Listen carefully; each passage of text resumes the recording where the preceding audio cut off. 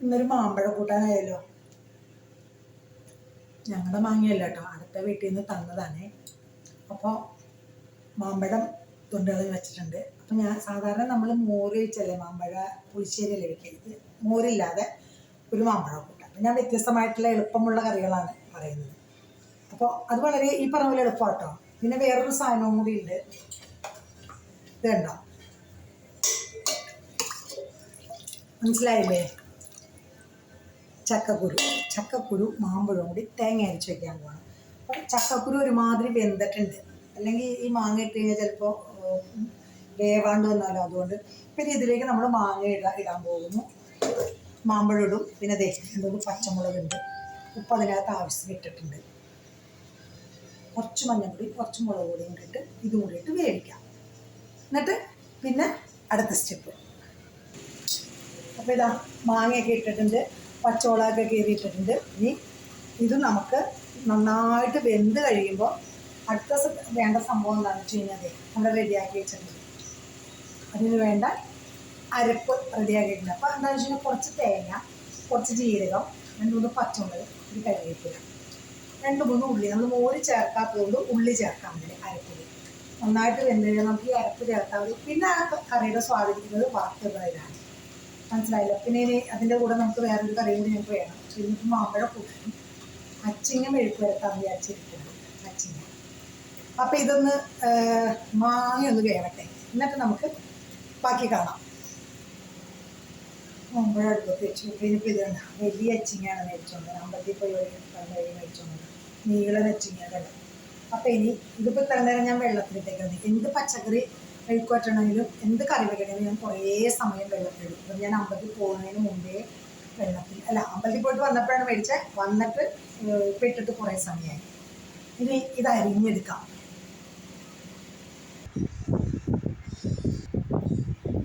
അപ്പോൾ അച്ചിങ്ങ റെഡിയായി അരിഞ്ഞിട്ടുണ്ട്.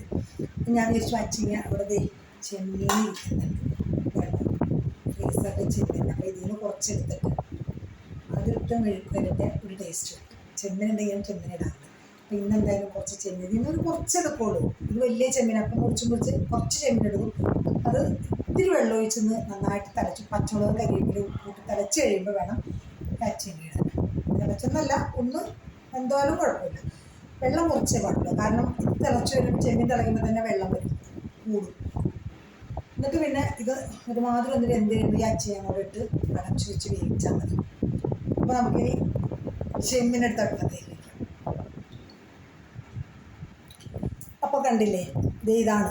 ഇത്രയും മതി, കുറച്ച് മതി. കാരണം ഇത്രയും അച്ചിങ്ങയ്ക്ക് ഇത്രയും മതി, ടേസ്റ്റ് കിട്ടിക്കോളും. അധികമൊന്നും വേണ്ട. അപ്പോൾ എല്ലാവർക്കും സംശയമുണ്ട് ഇത് എങ്ങനെയാണ് ഈ അച്ചിങ്ങയും ചെമ്മീനും കൂടി വെക്കണേന്ന്. അതാണ് പറഞ്ഞത്. ഇത്രയും ചെമ്മീനില്ല, ഇതിന് കറക്റ്റ് ഇത് മുങ്ങാൻ പാകത്തിന് വെള്ളം ഒഴിക്കാം. ഒരുപാട് വെള്ളം ഒഴിക്കരുത്. ഇത് കണ്ടോ, നിങ്ങൾക്ക് കാണാൻ പറ്റുന്നുണ്ടല്ലോ, ഇത്രയും വെള്ളം മതി. അതായത് ഒരു കുഞ്ഞ് ഗ്ലാസ്സിന്, ഈ ഗ്ലാസ്സിന് ഒരു ഗ്ലാസ് കഷ്ടി മതി. വെള്ളം ഇങ്ങനെ ഒഴിക്കുമ്പോൾ ചെമ്മീൻ്റെ മുകളിൽ വന്ന് നിന്നാൽ മതി, ഒരുപാടൊന്നും വേണ്ട. എന്നിട്ട് ഇനി എന്ത് ചെയ്യണമെന്ന് അറിയാമോ? ഇതിലേക്ക് ഞാൻ 2 പച്ചമുളക് എന്ന് പറയാൻ പറ്റില്ല, പഴുത്തു പച്ചമുളക് കടയിൽ നിന്ന് വാങ്ങിച്ചപ്പോൾ പഴുത്തു. ഈ 2 പച്ചമുളക് കൂടും, കുറച്ച് കരിവേപ്പില പിന്നെ ഇവിടെ ലാവിഷാണ് ഞങ്ങൾക്കുണ്ട്. ആ കരിവേപ്പിലയും കുറച്ചിടും, ആവശ്യത്തിന് ഉപ്പ് കൂടി വയ്ക്കാൻ പോവാണ്. ഇനി അത് ഒരുമാതിരി ആയതിന് ശേഷം നമുക്ക് അച്ചിങ്ങ ഇടാം. അപ്പോൾ ചാൻസ് ഇത് കണ്ടോ, ചെമ്മീൻ ഒരുമാതിരി വെന്തിട്ടുണ്ട്. ഇനി നമുക്ക് അച്ചിങ്ങ ഇടാം. അപ്പോൾ ഇപ്പോൾ വെള്ളമൊക്കെ ശരിക്കും കറക്റ്റാണ്. ഇനി അച്ചിങ്ങ കൂടി ഇട്ടാൽ ആ വെള്ളത്തിൽ വേവാനുള്ള അത്ര വേവേ ഉള്ളൂ. അത് വെന്ത് കഴിഞ്ഞിട്ട് നമുക്ക് അടുത്ത സ്റ്റെപ്പ് നോക്കാം. ഇനിയിപ്പോൾ ഞാൻ അച്ചിങ്ങ ഇടാൻ പോവാണ്. ചെമ്മീനിലേക്ക് അച്ചിങ്ങ ഇടാൻ പോവാണേ. അവിടെ അച്ചിങ്ങ ഇട്ടത് വേകുമ്പോഴത്തേക്കും ഇവിടെ മാമ്പഴം വെന്തിട്ടുണ്ട്, നന്നായിട്ട് വെന്തു. ഇനി മാമ്പഴത്തിൻ്റെ അരപ്പ് ചേർക്കാം. അതിന് ശേഷം നമുക്ക് പിന്നെയുള്ളത് മറ്റേത് മെഴുക്ക് വറ്റുന്ന സംഭവവും ഇത് വറുത്തിടുന്ന സംഭവം, അതുകൂടി പണി കഴിഞ്ഞു. ഉച്ചപരിപാടി കഴിഞ്ഞു. ഇത്രയേ ഉള്ളൂ. അപ്പം ഞാൻ മാമ്പഴത്തിലേക്ക് അരപ്പ് ചേർക്കാൻ പോവാണ്.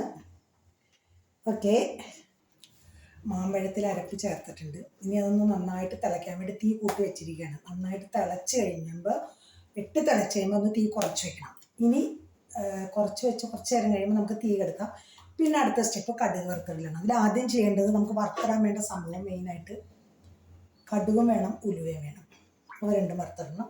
പിന്നെ വേണ്ടത് ഒരു 3 കൊല്ലമുളക്, പിന്നെ നമ്മുടെ കരിവേപ്പില. എല്ലാ കറിയുടെയും മണത്തിൻ്റെയും രുചിയുടെയും പ്രധാന ആളായ ഈ കരിവേപ്പില. ഇത്ര സാധനങ്ങൾ കടുക് വറുത്തിട്ട നമ്മുടെ മാമ്പഴക്കൂട്ട് റെഡി. അപ്പം ഇനി അത് ചെയ്യാം.